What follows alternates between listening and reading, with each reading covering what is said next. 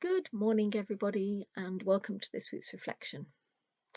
This week has seen the news that as from next Thursday, the lockdown in Scotland is going to be lifted slightly. I wonder how you all feel about that.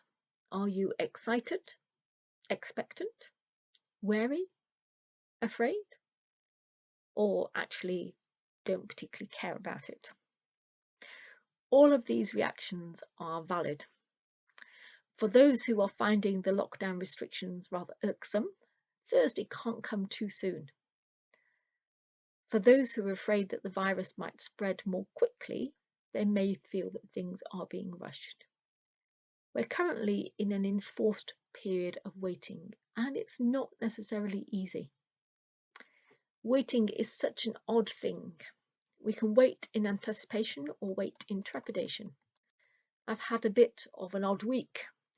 A close friend was taken into hospital at the beginning of the week. And of course, at the moment, you can't visit, so you're unable to see them to check how they are, although you can speak to them on the phone. And hospitals are busy places. I seem to manage to time my phone calls with visits from doctors, nurses, physiotherapists. It is completely unpredictable. I was waiting for the phone call to say he was coming home, but didn't actually quite know what it would be like when he got home. I have been waiting in expectation and some trepidation. Thursday this week was Ascension Day, which marks the start of a waiting period for the disciples and for us. The disciples were in limbo land. Jesus had gone, but the Holy Spirit had not yet arrived. The Acts of the Apostles and today's reading follow on from the Gospel of Luke. And in the end of that Gospel, great expectations have been set up, fueled by the joy of the resurrection. Jesus had told the disciples that they will receive power from on high, that they'll be his witnesses on the earth. It's the start of a busy period working for God, inspired by him, guided by him. Everyone, the people in the story and the readers too, expects God to do something, to clothe Jesus' friends with power and call them into action. And yet the first task they have to do is wait. Not run around doing things, not talk about things, but wait.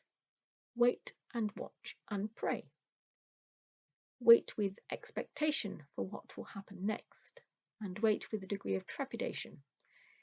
If you've read the reading from 1 Peter this morning, you'll know that their journey of witness was not easy.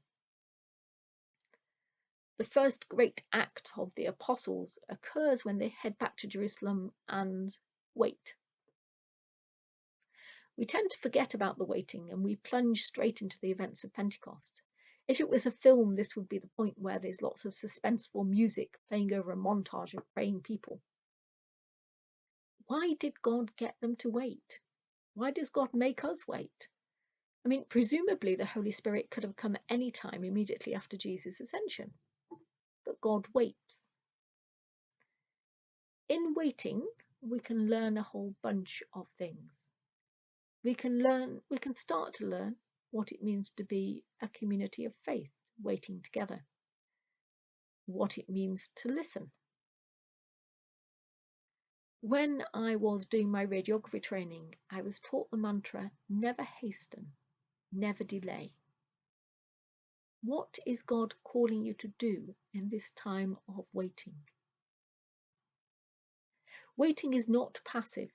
We should not, in this time, be sat twiddling our thumbs, desperate for the next act to start, dwelling on the things of the past or pushing forward to the future. True waiting involves an appreciation that you are here and this is now. That God is with you in the present, as he was previously and as he will be in the future. While the disciples are waiting, they are constantly devoting themselves to prayer, it says, along with others who follow Jesus, both men and women. The disciples waited, but remained expectant and active. They were preparing themselves and readying themselves for what is to come. The waiting period conditions them to be attentive to God. so that they might respond when the time is right. Living in a time of waiting, even knowing God is with you, requires courage. It means you are relying on God, not on yourself. It can be a period of unease, a period of building strength, a period of anticipation.